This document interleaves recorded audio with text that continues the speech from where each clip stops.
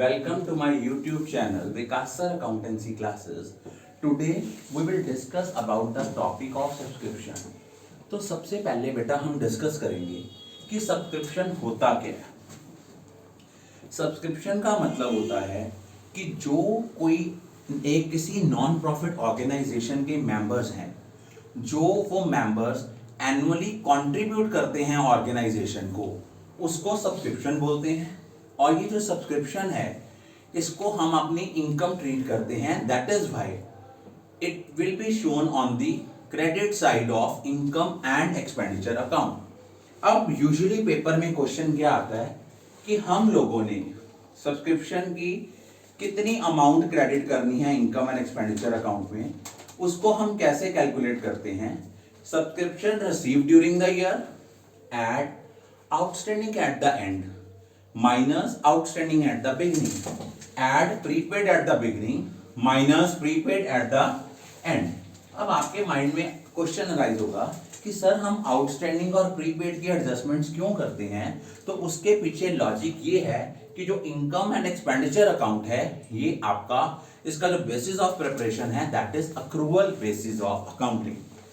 तो outstanding at the and हमने बेटा इसलिए ऐड की है because it's an income related to current year.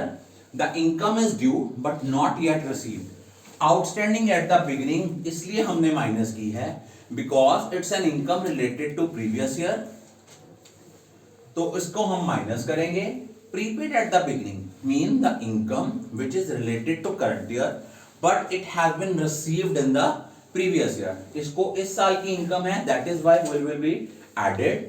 और prepaid at the and minus क्यों करते हैं, क्योंकि ये आने वाले साल की इनकम है तो इसलिए हम इसको माइनस करते हैं। अब हम इस चीज को सब्सक्रिप्शन अकाउंट के थ्रू भी कर सकते हैं। सब्सक्रिप्शन अकाउंट जब हम बनाएंगे दो साइड्स हैं डेबिट क्रेडिट। अब हमें भी पता है जो outstanding subscription outstanding in the beginning है वो हमारा एसेट है, उसका बैलेंस जो होगा ओपनिंग बैलेंस डेबिट होगा। जो subscription outstanding at the and है इसका closing balance by balance brought down होगा। पूरे साल में जो सब्सक्रिप्शन रिसीव्ड हुई वो आएगी बाय बैंक या कैश सब्सक्रिप्शन रिसीव्ड। उसके बाद अगर हमें सब्सक्रिप्शन जो है हमें दी हुई है प्रीपेड एट द बिगिनिंग, किसी ने हमें एडवांस में इनकम रिसीव हो गई है, ये हमारी लायबिलिटीज हैं।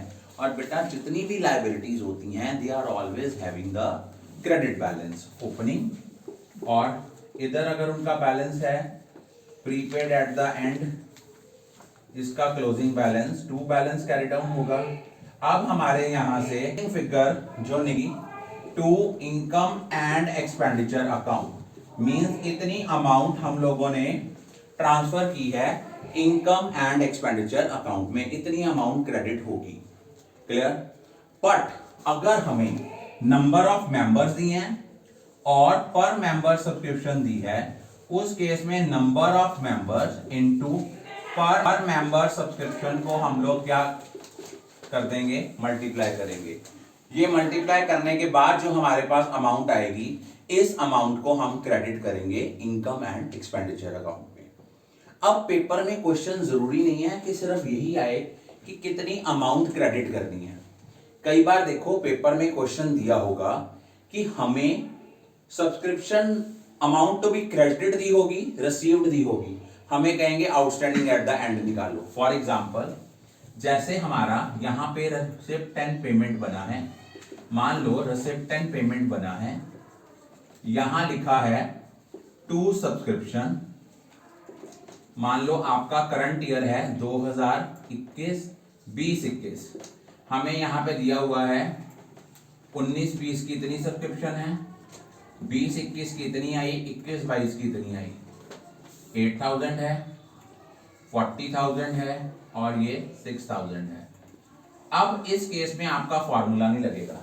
सपोज उसने लिखा है आउटस्टैंडिंग एट द एंड ₹10,000।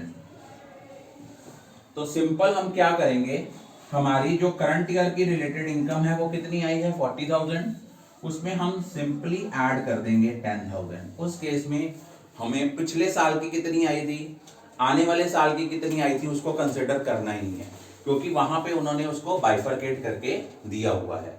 अब यूजुअली आपके फाइनल्स में ये जो क्वेश्चन आएगा, ये यूजुअली या तो 3 मार्क में आएगा या 4 मार्क में आएगा, लेकिन एज पर सैंपल पेपर जो इसकी वेटेज दी हुई है वो आपको अप्रोक्सीमेटली 8 मार्क्स की वेटेज है। 5 मार्क का एक क्वेश्चन आना ही आना है, जिसमें हमें इनकम एंड एक्सपेंडिचर अकाउंट बनाना है।